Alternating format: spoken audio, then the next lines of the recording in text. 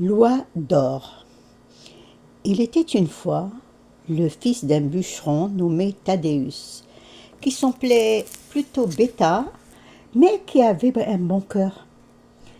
Un jour, son père l'envoya couper du bois dans une forêt lointaine. Quel travail! Thaddeus n'avait jamais eu à couper des arbres dont le bois était aussi dur.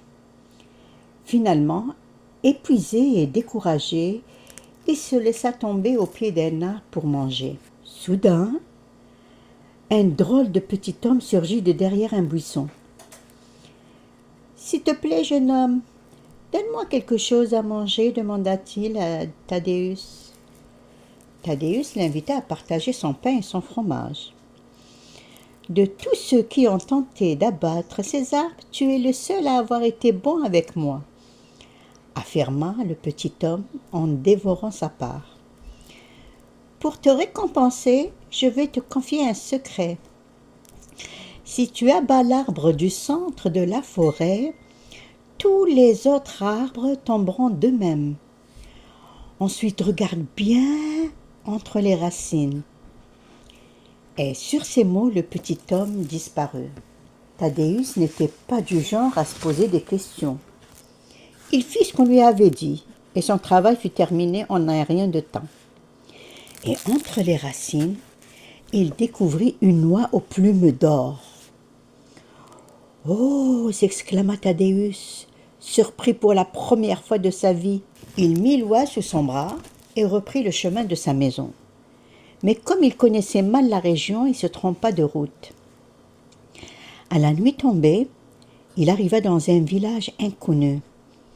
Il entra à l'auberge et la fille de l'aubergiste lui apporta un bol de soupe. « Une cuillère pour moi, une cuillère pour toi, dit Thaddeus en partageant sa soupe avec l'oie.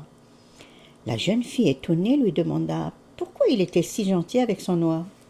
« C'est une oie magique, répondit fièrement Thaddeus. Donne-moi une chambre avec une bonne serrure, car je ne veux pas qu'on me vole mon bien.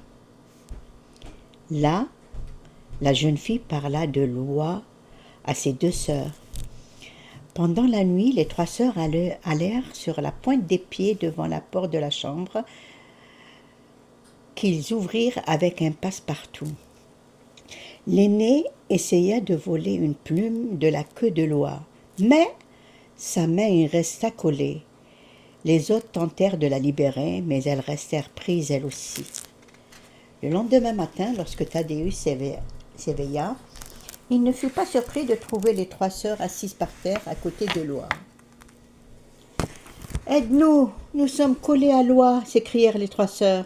« Je n'y peux rien et nous devons partir, mon oie et moi, répondit Thaddeus. Vous devez me suivre. »« Que faites-vous » s'écria l'aubergiste en voyant ses filles passer devant lui à la suite de Thaddeus. Avec colère, il saisit la dernière de ses filles par le bras et resta collé lui aussi. En un rien de temps, le curé du village, le boulanger et un soldat s'étaient joints à la parade. Thaddeus poursuivait son chemin sans tenir compte de leurs cris. Les villageois sortirent de chez eux et pouffèrent de rire en voyant l'étrange procession. Non loin du village s'érigeait le château du roi. Sa fille était atteinte d'une étrange maladie. Elle était toujours triste et aucun médecin ne pouvait la guérir. Le roi avait même promis sa fille en mariage à celui qui ferait renaître le sourire sur ses lèvres. Or, ce matin-là, la princesse était sur la place du village, dans son carrosse. En entendant les gens rire, elle regarda par la fenêtre de son carrosse. Thaddeus marchait solennellement avec son oie, suivi de l'étrange parade. La princesse éclata de rire. Elle descendit du carrosse pour mieux voir ce qui se passait.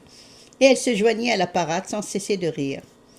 Le cocher s'empressa d'aller au château, et Thaddeus le suivit comme dans un rêve. Le roi était fou de joie. Il parla de sa promesse à Thaddeus. Aussitôt, ce dernier lâcha son oie et prit la main de la belle princesse.